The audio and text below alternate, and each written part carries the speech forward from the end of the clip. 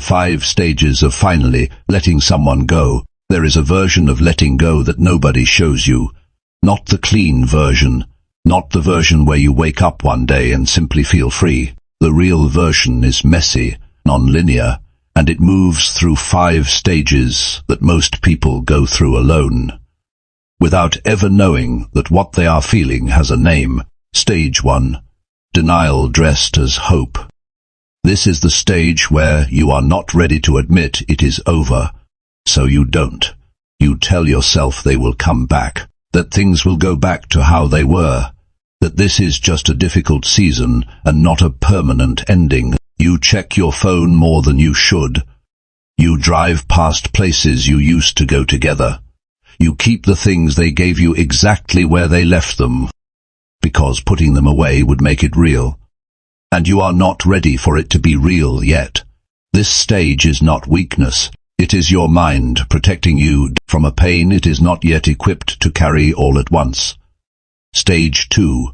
Anger that has nowhere to go. This is the stage that surprises most people, because the anger does not always look like anger. Sometimes it looks like scrolling through their social media at midnight, looking for evidence that they are not okay without you. Sometimes it looks like rewriting the story in your head, saying all the things you never got to say, winning arguments that will never happen, and sometimes it looks like turning it inward, asking yourself what you did wrong, what you could have done differently, what was so fundamentally broken in you that made them choose to leave. The anger is not the problem. The anger is the grief, looking for a door to walk through. Stage 3. The bargaining nobody admits to. This is the quietest stage, the one most people are too ashamed to talk about. It is the stage where you make deals with yourself. If they reach out, I will respond differently this time.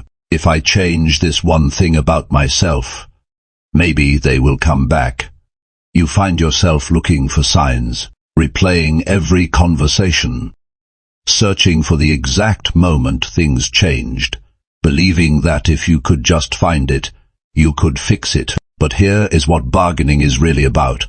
It is not about them.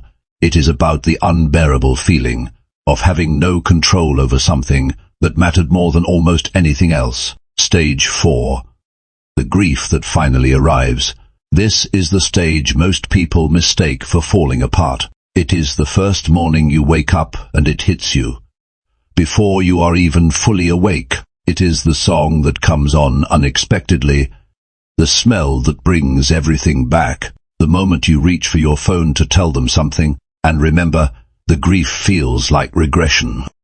Like you were doing better and now you are not. But grief is not regression. Grief is the proof that what you had was real enough to mourn.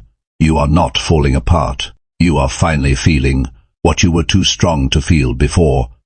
Stage 5. Acceptance that does not look the way you expected. Most people think acceptance means no longer caring, that one day you simply wake up and the weight is gone.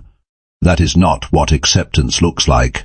Acceptance looks like thinking about them and feeling something quieter than before. Not nothing, but something you can carry without collapsing.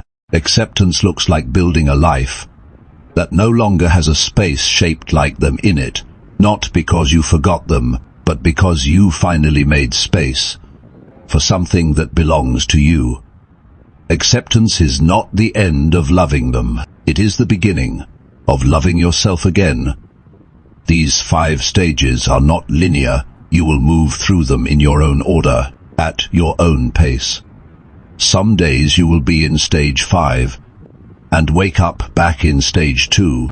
That is not failure. That is what letting go actually looks like when it is real.